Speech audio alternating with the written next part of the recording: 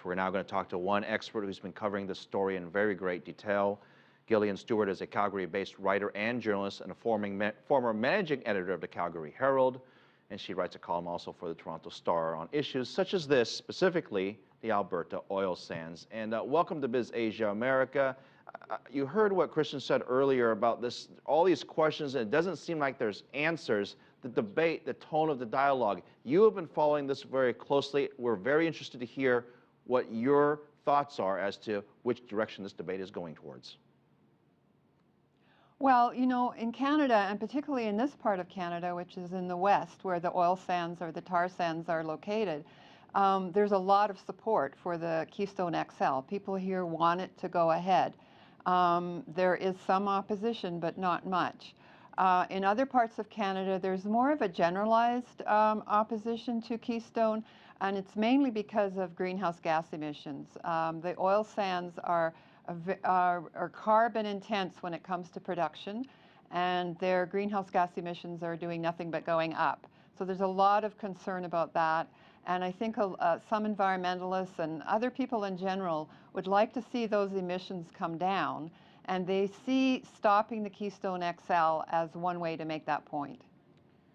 Canada has been, for lack of a better word, famous for its environmental protection laws and regulations. I can only imagine some of the critics out there would be very much against producing any or disrupting any of the natural resources there.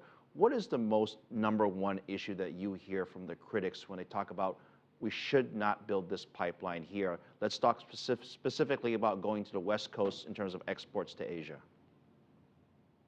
Well, you know, I think that there's two different issues here, and one is, you know, the Keystone pipeline is going down south, right? It's heading through Montana, Nebraska, and it's going to end up at the refineries on the Gulf for export. That pipeline doesn't so much affect Canada, right? Because we already have lots of pipelines, particularly in this part of the world. As I said earlier, the greenhouse gas emissions is an issue here for a lot of environmentalists. I think the bigger issue for a lot of Canadians, and particularly people on the West Coast, is the pipeline that's being proposed from the oil sands to the West Coast through British Columbia. And that would be oil that would be destined for Asian markets. And there's a lot of opposition in British Columbia to that pipeline, from environmentalists, from Aboriginal people, from people who just simply live where the pipeline would be going, that are worried about leaks, oil leaks. It's going to go onto the coast. There's going to be tankers with oil going through pretty dangerous waters. So there's lots of opposition in British Columbia to that particular pipeline, to the Northern Gateway pipeline. Gillian, I want to ask you something. Gillian, I come from the background of if you don't like something, you should give an alternative. And one of the alternatives that has been put out there, and I'd like to get your viewpoint on this, is using rail to get that oil through rail cars to whichever port you need to get to. The railways obviously like this. Is that a reasonable solution, or is this pipeline, is it much more efficient?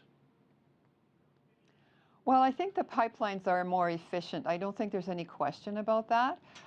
There's been a lot of questions lately about transporting oil by rail, simply because there's been some terrible accidents, as the one in Quebec, where so many people died after a train derailed there. And there have been subsequent derailments of oil tankers, oil cars, even in Alberta, which has frightened a lot of people. So I think rail is being seen now as a way to transport the oil because the pipelines seem kind of plugged up. But I don't think it's seen necessarily as something that will replace pipelines. I think Gillian, I only have a few seconds more. I apologize, but I want to quickly ask you, you have been covering this in depth. Has anything come out to as a surprise for you, or what has been the biggest surprise in your research on this? Well, I think the biggest surprise actually has been the opposition to the Northern Gateway pipeline in British Columbia.